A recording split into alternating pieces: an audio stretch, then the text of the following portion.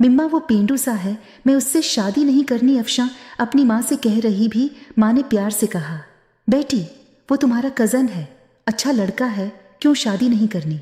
इससे अफशा ने कहा, मम्मा वो पेंडू सा है, न उसे कपड़े पहनने की तमीज़ न उसे बात करने की तमीज़ है, मैं उसके साथ शादी नहीं करूँगी। माँ ने कहा, इफ्शा शादी तो करनी पड़ेगी, तुम राजी हो या ना हो। इफ्शा ने अपने कज़न सारिम को कॉल की।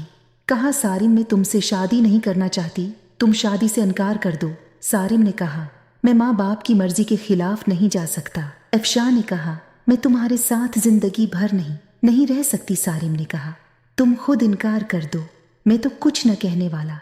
इफ्शा ने जब देखा इसकी शादी सारिम से कर, इफ्शा ने खुदकशी करने के लिए घर में पड़ी।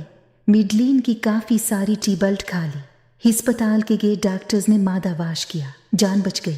इफ्शा ने अपनी माँ के सामने हाथ जोड़े, मम्मा मुझे ये रहम करो, मैं इस जाहिल इंसान के साथ नहीं रह सकती, वो भी गांव में। माँ ने कहा, बेटी सोच लो, हम सब जानते हैं वो सारिम बहुत अच्छा लड़का है, क्या हुआ वो इतना पढ़ा लिखा नहीं है, वह गांव में रहता है तो, लेकिन वो लड़का अच्छा है। अफशा के न चाहते हुए भी अफशा की शादी सारिम से करवा दी। अफशा ने बस समझ लिया जिंदगी बर्बाद हो गई, सारे ख्वाब खत्म हो गए, सब खुशियां जला दी गई हैं, सब कुछ एक जाहल इंसान के हवाले हो गया। पहली रात थी। अफशा ने सारिम को कहा, सारिम तुम मुझसे शादी करना चाहते थे, शादी हो गई, लेकिन मुझसे दूर रहो। सारिम ने मुस्कुराते हुए कहने लगा, ठीक है। अफशा आप इतना गुस्सा क्यों कर रही हैं। अफशा ने कहा, तुमने मेरी जिंदगी तबाह कर दी। सारिम ने एक डिबिया खोली, उसमें चमकती हुई अंगूठी थी। सारिम ने वो डिबिया अफशा के सामने रखी और कहने लगा, अफशा ये गिफ्ट आपके लिए। अफशा ने अंगूठी उठाकर साइड पे रख दी और क्रोट बदलकर लेट गई। रोने लगी। सारिम नवाफिल अदा करने लगा, फिर अफशा के पास लेट गया। यूं जिंदगी का सफर शुरू हुआ। अफशा का दम घटने लगा। सारिम के साथ सारिम में खूबसूरत था, बस ज्यादा पढ़ा लिखा नहीं था, डिसेंट सा भी नहीं था। अफशा मदरन की लड़की थी। सारिम सुबह उठते ही अफशा का माथा चूमता, फिर खुद नाश्ता बनाता। अफशा को गुस्सा आता, ये बंदा मुझे इम्प्रेस करने के चक्रों में है। अफशा जब सारिम के हाथ का बना खाना खाती बहुत हैरान होती, इतना खाना। सारिम रात को थका हारा आता। अफशा बस खामोश सी अपनी दुनिया में गम सी रहती, उसको कोई परवाह नहीं थी।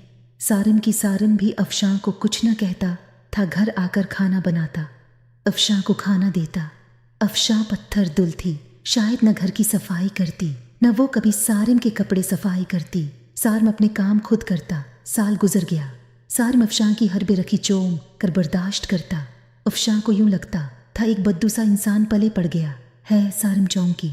एक मर्द था, वे औरत पे हाथ उठाना मर्द की शान के खिलाफ समझता था, फिर इस पे हाथ उठाना जो हमसफर हो। सारिम ने एक दिन कहा, अफशा तुम अपना ख्याल क्यों नहीं रखती, पागल देखो रंग कितना धीमा पड़ गया, तुम्हारे बाल देखो कितने रूखे से हो गए। सारिम अफशा के पास बैठ गया। 1 साल के बाद सारिम ने यूं अफशा खो छुआ था।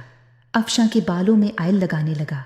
अफशा ने कहा, छोड़ दो मुझे। सारिम ने कहा, नहीं छोड़ूंगा। अफशा ने धक्का दिया। आयल सारिम के ऊपर गिर गया। अफशा जाने लगी उठकर। सारिम ने बाजू पकड़ा, पास बैठा लिया, मुस्कुराते हुए कहने लगा, अफशा मैं यूं ऐसे आपको नहीं देख सकता। अफशा ने कहा, मेरा बाजू छोड़ो सारिम, मुझे दर्द हो रहा। अफशा के सर में आयल लगाया, फिर चेहरे पे करने लगा। अफशा खामोश बैठी।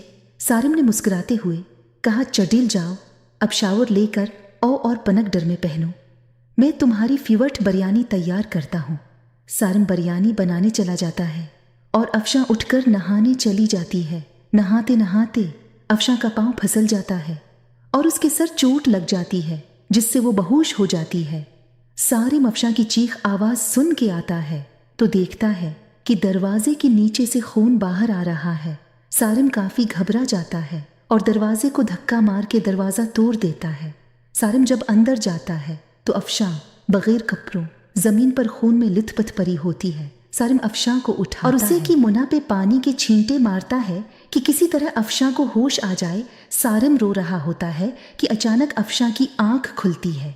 अफशा सारिम को अपने लिए इस कदर रोता देखकर गले लगा लेती है और खुद भी रोने लगती है। अब सारिम अफशा को कपड़े पहनाकर अस्पताल ले जाता है।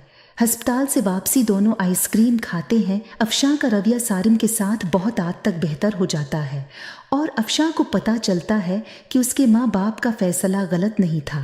दोस्तों, कभी भी आपके माँ बाप आपके लिए गलत नहीं सोचते। इस माँ बाप के फैसलों के खिलाफ जाना हमारी बहुत बड़ी गलती है। उम्मीद है आप लोगों को ये कहानी पसंद आई होगी। मैं रोज़ाना बहुत मेहनत से आप लोगों के लिए वीडियो बनाती हूँ। और भी मज़े की वीडियोस देखने के लिए मेरे चैनल पर जाएं और हाँ, याद से सब्सक्राइब कर लें ताकि आपसे कोई वीडियो मिस ना हो। शुक्रिया।